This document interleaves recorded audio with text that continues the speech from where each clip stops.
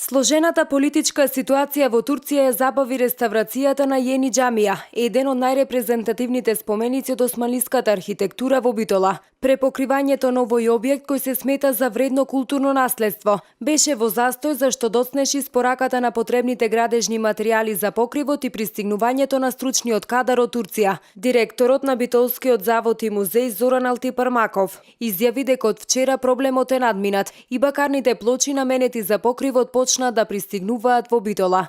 Деновиве се очекува да започне реставрацијата на покривот. Зафатот ќе се врши по инструкции на искусни мајстори кои ги покриваат џамиите во Турција.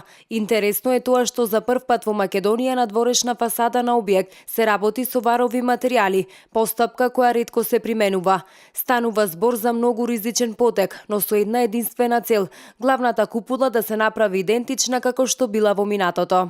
Ќе примениме материјали како што се идентични како што се применувалило. И сега тој материјал е малце, знаете, варов малтер не се употребува надвор, зашто веднаш се оштетува, веднаш паѓа. Се ова со варови ќе видиме, ќе направиме како што било. Значи, и онај дел, во горниот дел кај што беше на тамбурот на куполата, главната, таа беше негде во крајот на 19-ти, почетокот на 20-ти век санирана. Не може да ја направи така како што беше.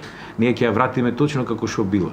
Со реконструктивниот зафат ќе се реставрира и наоѓалиштето до Јени џамија, каде што беа пронајдени остатоци од сакрилни објекти. Откако ќе се заврши со екстериерот, преку посебен проект ќе треба да се пристапи кон конзервација и реставрација на внатрешниот простор од џамијата. Таа последните 50 години беше претворена во галериски простор, а таа намена ќе ја има и во иднина.